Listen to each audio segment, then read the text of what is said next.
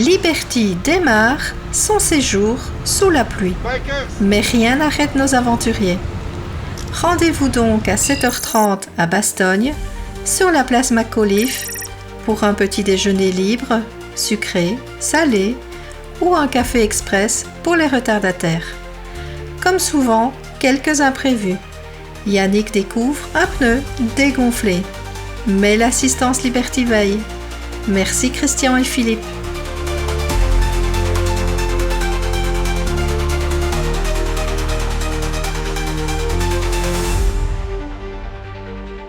Après cette mise en jambe, nous prenons la route vers Vianden, petit bijou médiéval du Luxembourg.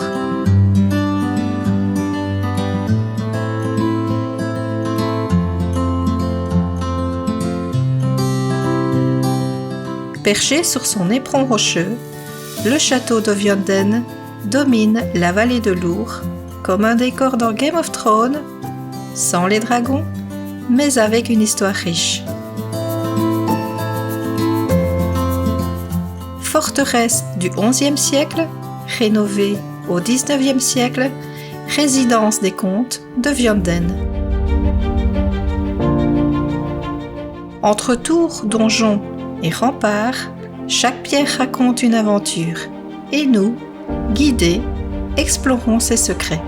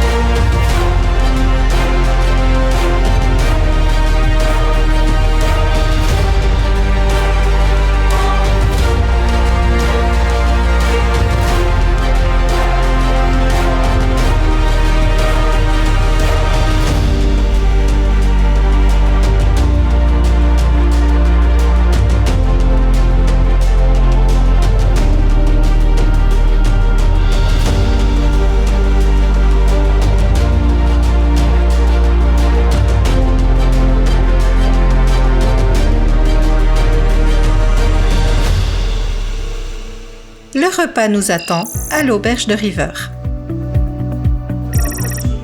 Quelques soucis de réservation, mais finalement, nous avons pu manger à l'intérieur, à l'abri de la pluie. Un petit rappel que parfois, les imprévus réservent les meilleurs moments.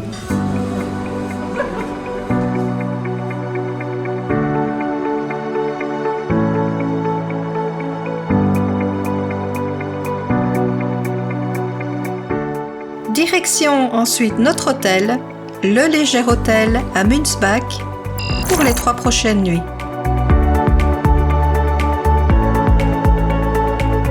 Accueil chaleureux, chambre confortable, une adresse que nous recommandons sans hésiter.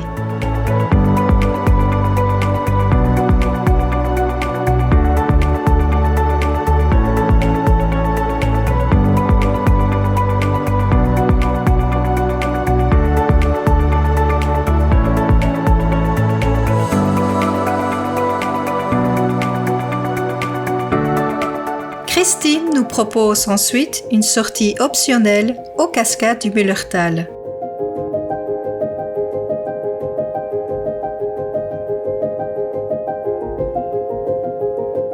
Petit groupe, grande aventure. Certains osent s'enfoncer dans la végétation et gravir la pente. Les plus prudents restent sur le bord. Surprise, ce sont eux qui découvrent finalement le petit pont et les cascades.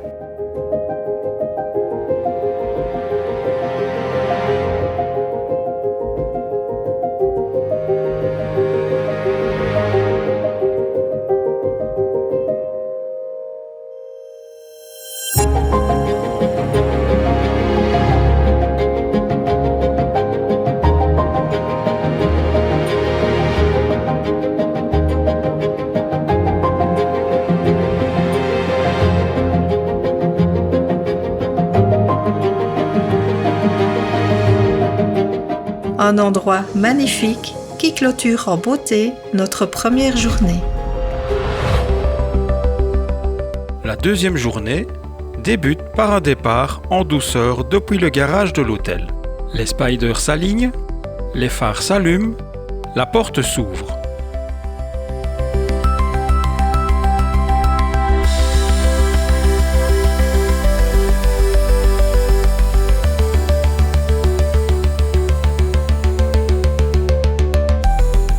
Et la balade reprend.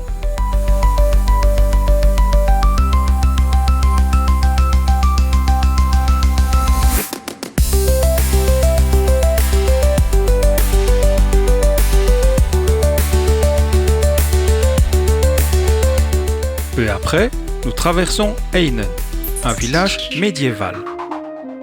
Le vieux rempart se dresse sur notre droite, tandis que nous avançons sur une rue étroite, pavée, avec une petite rigole au centre.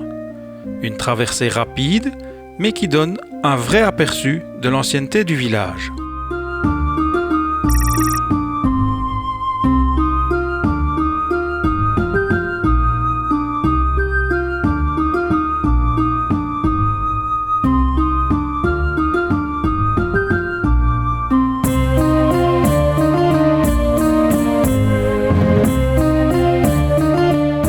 Très vite, les vignes apparaissent. Ici, la Moselle luxembourgeoise dévoile son terroir. Des rangées à perte de vue, promesse de belles découvertes gustatives.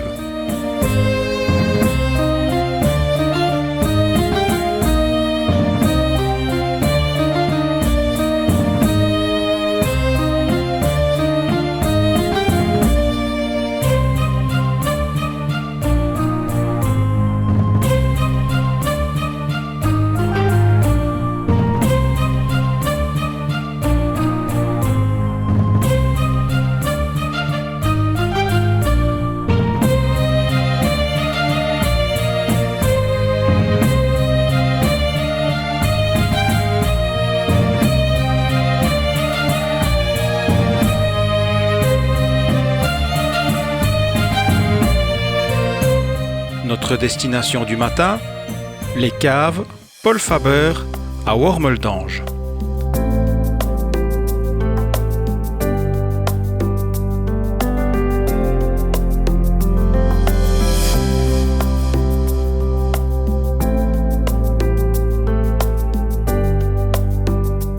Une visite guidée chaleureuse nous fait découvrir les secrets de la vinification, de la fermentation à la mise en bouteille.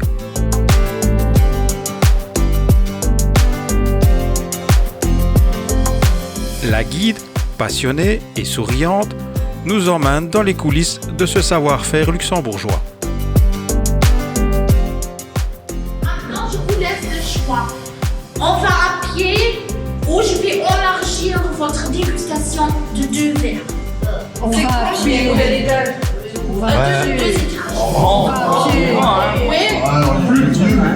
Plus les 2 verres. Ouais, on va à pied et on prend les 2 verres. Ça va aller. Ouais. Il faut quand même récompenser la marche, quoi. Si. Après, parce que. Oui, mais non, même en montant, c'est le ça qu'on le fait avant.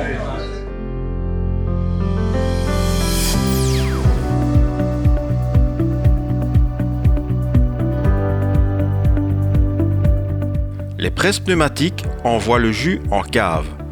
Les raisins tombent dans le bac en dessous.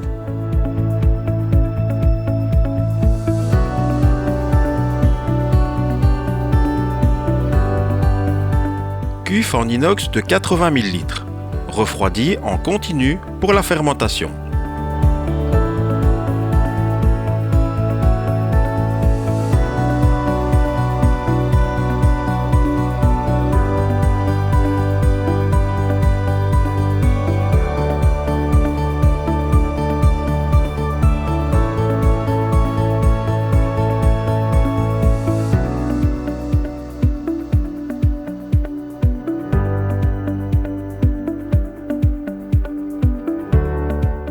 Ici, les bouteilles sont placées à l'horizontale pour permettre la seconde fermentation. C'est à ce moment que le vin développe ses arômes et son effervescence. Un processus lent qui peut prendre de 12 mois à plusieurs années.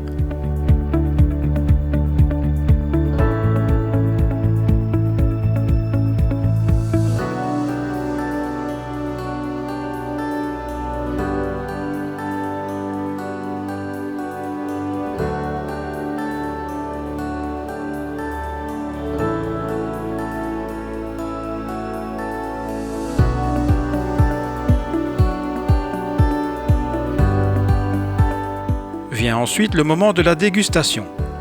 3 vins nous sont proposés. Pour Isa, coup de cœur immédiat pour l'Auxerrois. Élégant et fruité. Une bouteille qui mérite bien une photo souvenir.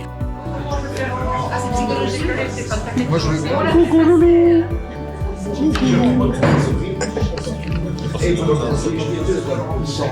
Sans alcool.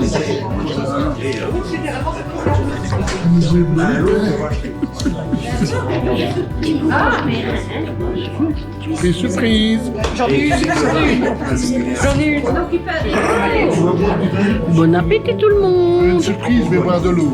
Tu vas le mettre dans la bagnole, tu reviens chez toi. Chérie, Ouais, goûte l'eau plate. ouais.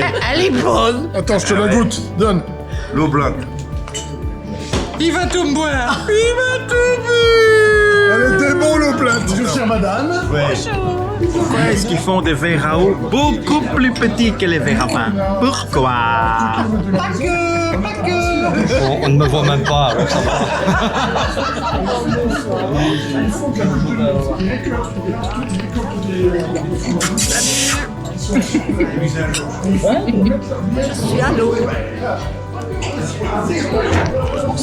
Ouais, santé. Les gens sérieux. Les gens sérieux. Prends les 2 bouteilles d'eau. Ça va être qui tourne, Manu. Ah. Qui tourne, Manu.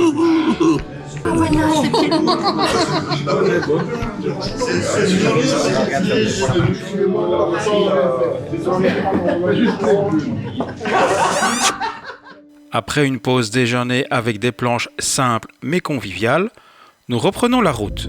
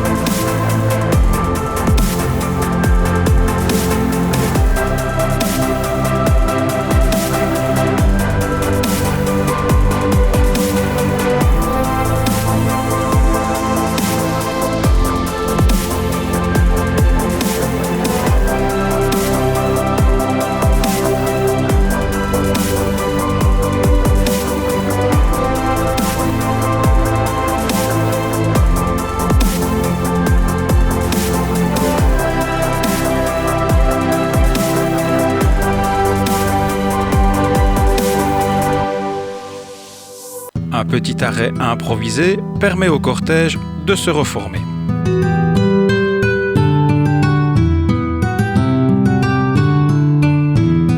Et là, un instant magique. Un ange passe à toute allure.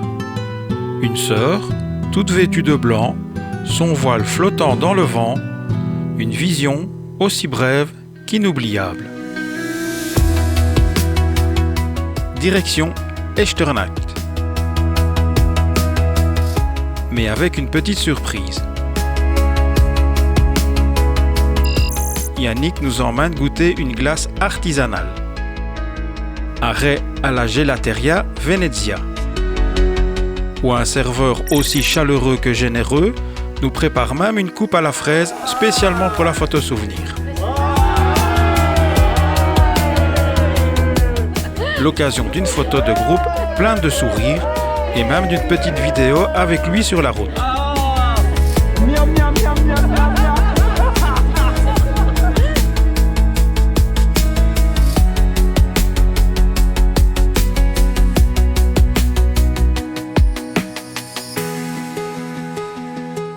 Nous reprenons ensuite notre programme vers la Villa Romane. Mais le temps ayant filé, nous arrivons trop tard pour la visite. Qu'importe, nous profitons de l'extérieur et de la beauté du site, même sans entrer.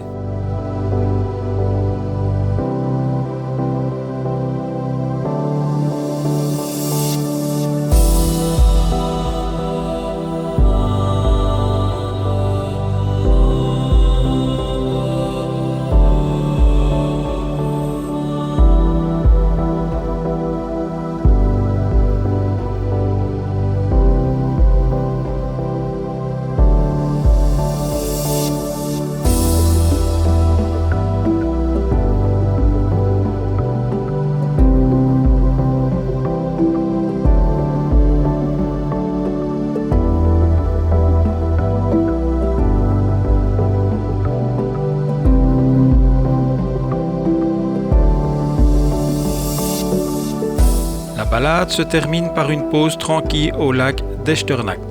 Un moment simple et apaisant avant de reprendre la route vers l'hôtel.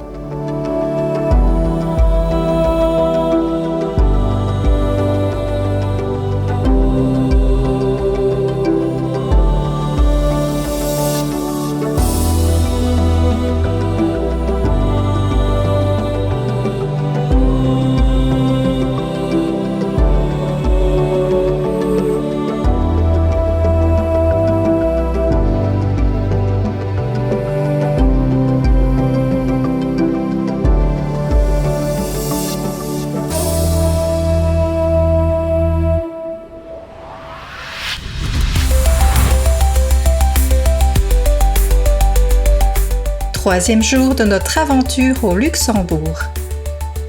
Dans le garage, les moteurs des Spider ronronnent déjà.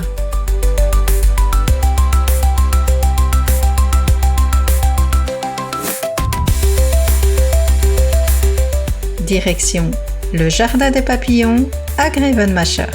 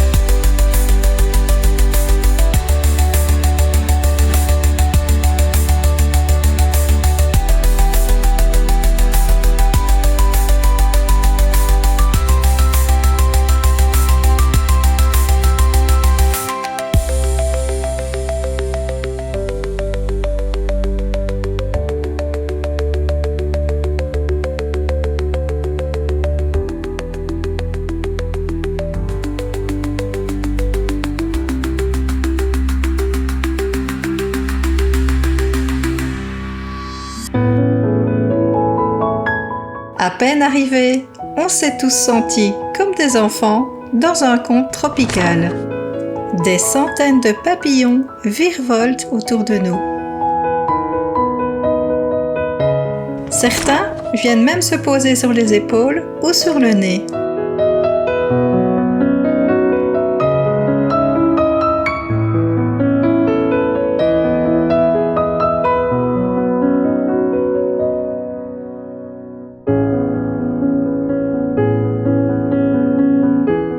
Un vrai festival de couleurs, de calme et d'émerveillement.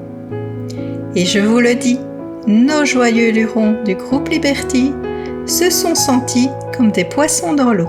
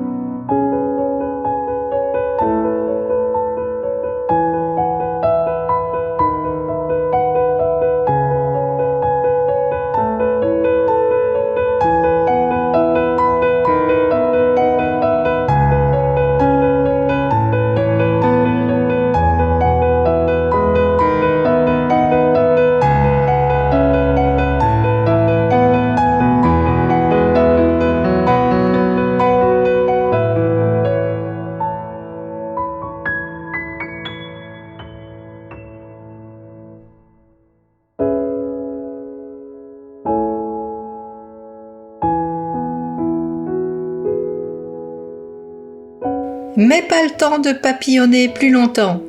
Direction le nord du pays pour un lieu tout aussi étonnant. Le Minette Park Fond de Gras. Non, ce n'est pas une blague douteuse. C'est une vraie aventure à bord de locomotives d'un autre temps.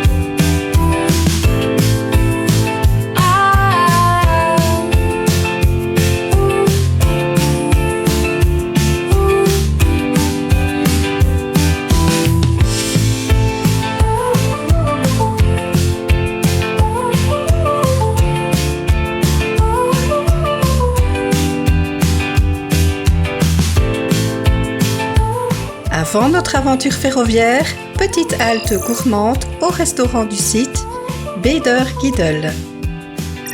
Nous avons reçu une tartine si généreuse qu'on s'en souviendra longtemps. L'endroit parfait pour recharger les batteries avant de remonter le temps.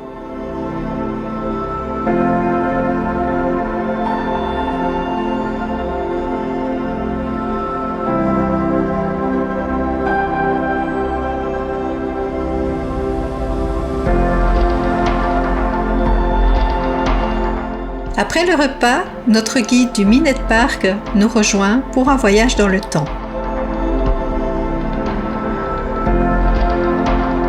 Première escale, le petit magasin d'époque rempli d'objets, d'emballages et de produits du passé.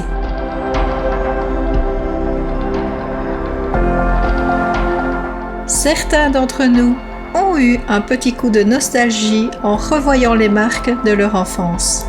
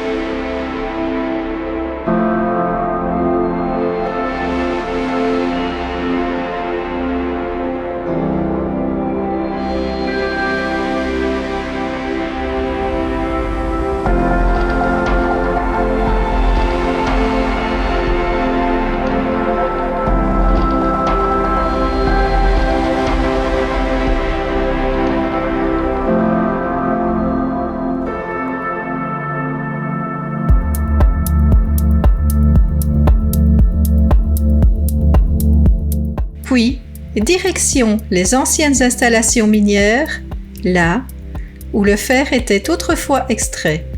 Un petit morceau d'histoire du Luxembourg industriel.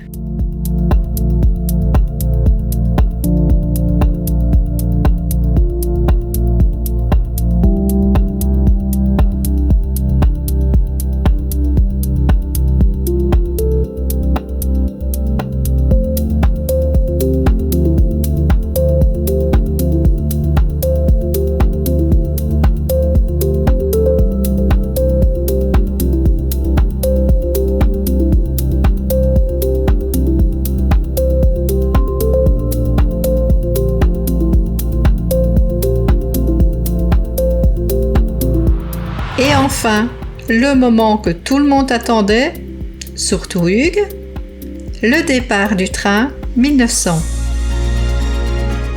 Une locomotive diesel, un grondement de moteur et l'odeur du métal chaud.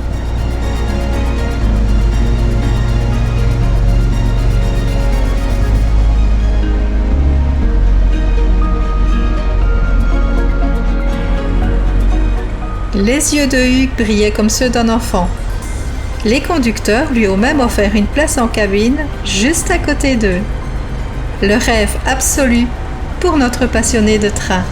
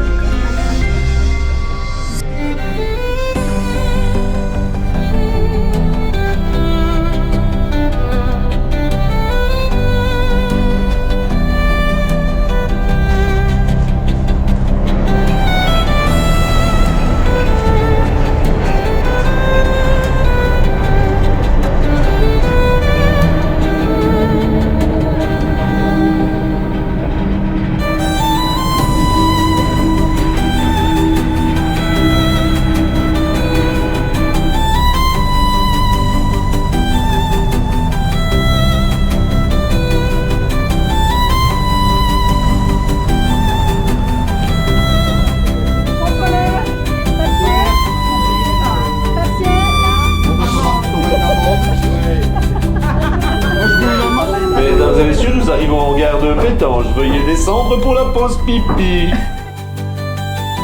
14 km de balade sur une ancienne voie ferrée, le tout ponctué d'un arrêt photo de groupe bien sûr. C'est qui le remplace?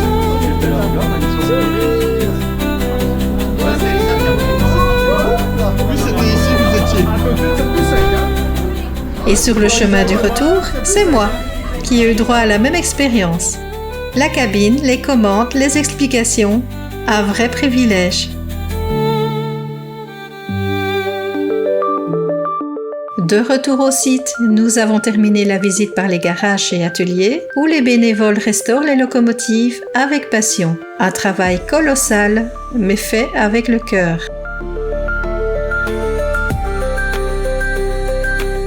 Merci à eux pour leur accueil, leur gentillesse et leur passion communicative. Après cette journée pleine de découvertes et d'émotions, nous reprenons la route vers l'hôtel, heureux, émerveillés et un peu fatigués aussi.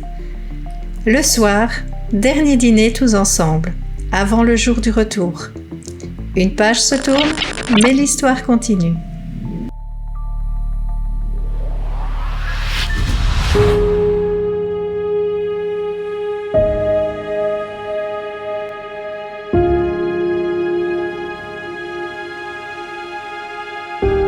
Quatrième et dernier jour de notre séjour au Luxembourg.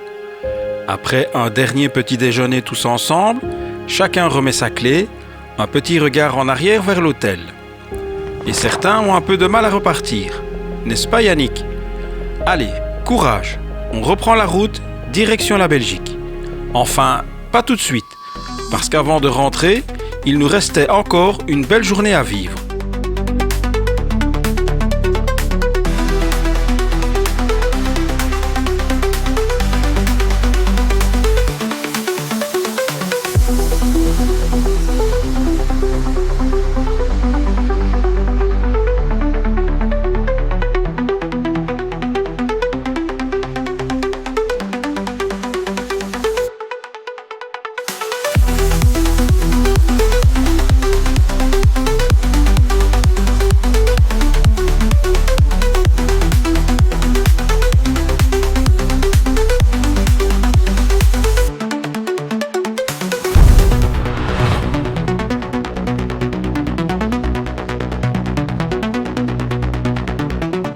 Première étape, le Conservatoire national du véhicule historique à Diekirch.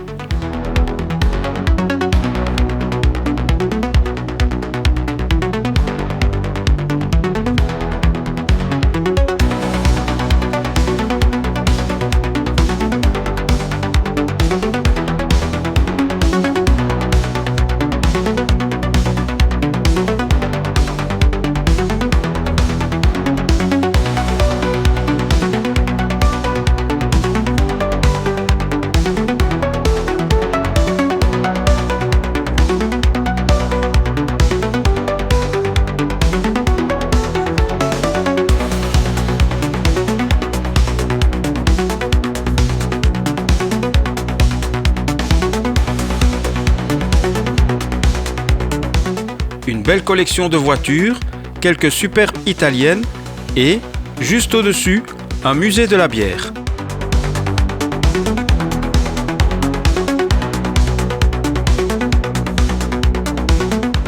De quoi donner des idées à certains. Sauf qu'ici, toutes les bières sont sans alcool. Autant dire que pour quelques irréductibles belges, c'était un vrai drame national.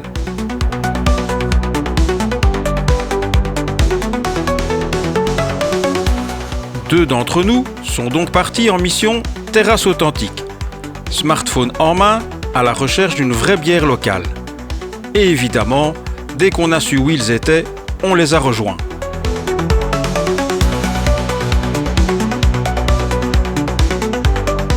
Pas pour boire un verre, non, juste pour piquer leurs cacahuètes.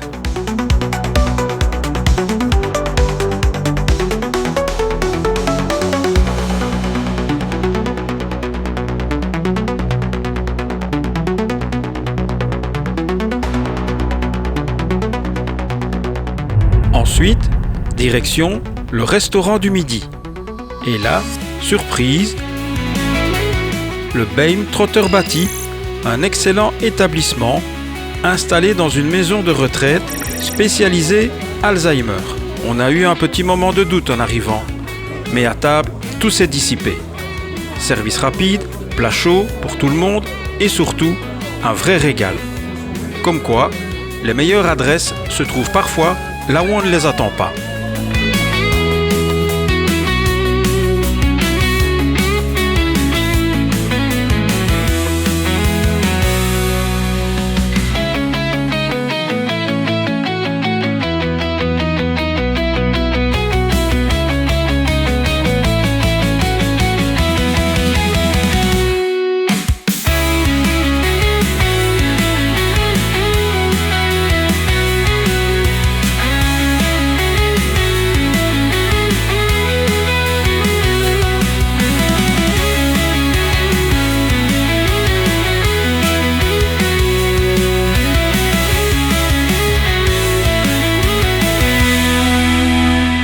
Après ce repas plus que copieux, cap sur notre dernière visite, le château de Burscheid. Une forteresse impressionnante et un guide passionné pour nous le faire découvrir. Entre les vieilles pierres, les panoramas et les éclats de rire, c'était une belle façon de terminer notre séjour.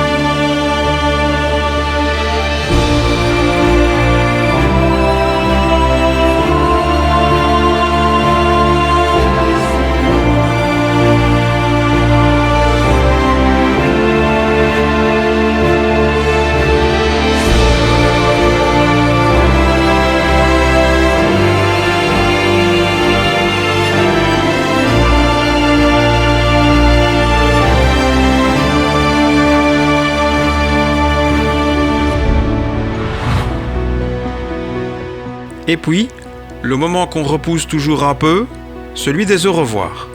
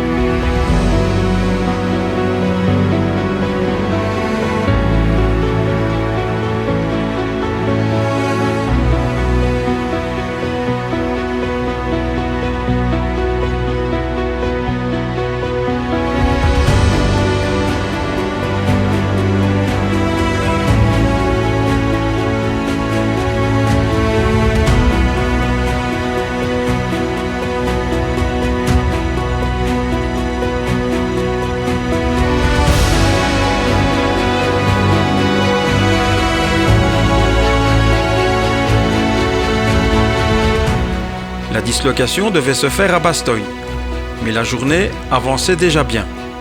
Alors, c'est finalement à Pommerloch qu'on s'est quitté, avec un dernier verre et quelques promesses. Promesse de se revoir, bien sûr, parce que les routes, elles, ne s'arrêtent jamais. Et chez Liberty, on sait que la prochaine aventure n'est jamais bien loin. C'était notre dernière journée au Luxembourg.